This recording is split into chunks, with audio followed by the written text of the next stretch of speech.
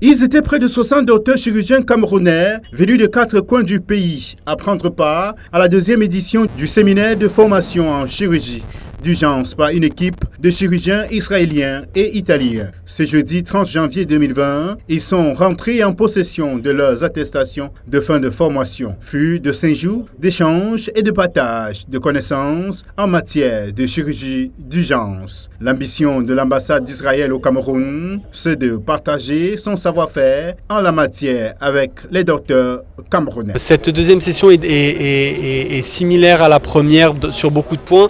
Les éléments en plus ont été un accent particulier sur les préparations en cas de catastrophe de l'hôpital et des médecins et aussi le nombre d'opérations chirurgicales qui ont été effectuées à l'intérieur de l'hôpital et en dehors de l'hôpital. This is a good experience to teach them.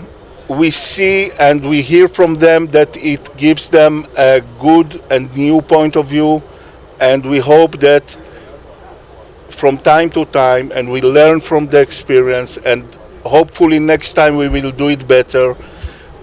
We will be able to say that we had a minor positive influence on the level of treatment in trauma in Cameroon. Ça nous a plu immédiatement, c'est un très beau projet. On est très satisfait des résultats. L'apport, c'est un apport intellectuel parce que nous, aussi il y a avec les médecins d'Israël, il y a aussi un médecin italien de l'université de Pisa en Italie et un apport financier aussi. Au moment où le Cameroun s'apprête à accueillir des grands événements tels que l'organisation de la Coupe d'Afrique des Nations de football pour le directeur général de l'hôpital central de Yaoundé, la dite formation arrive à point nommé. Monsieur le ministre de la Santé publique prend naturellement des dispositions pour parer à toute éventualité. C'est la raison donc pour laquelle, après juillet 2019, il y a donc cette formation qui continue en 2020, en janvier 2020, pour nos capacités dans la prise en charge des urgences. Je voudrais dire que cette formation a 3 volets. Un volet administratif, savoir gérer les urgences, prendre les dispositions administratives. Il y a un volet technique, le bloc opératoire, comment ils ont opéré avec nos confrères ici.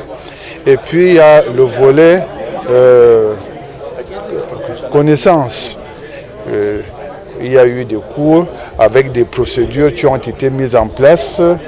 Donc ça a été très riche, très riche. En partenariat avec l'ambassade d'Allemagne, de France et d'Italie, l'ambassade d'Israël au Cameroun entend ainsi apporter sa contribution dans l'amélioration du système sanitaire camerounais.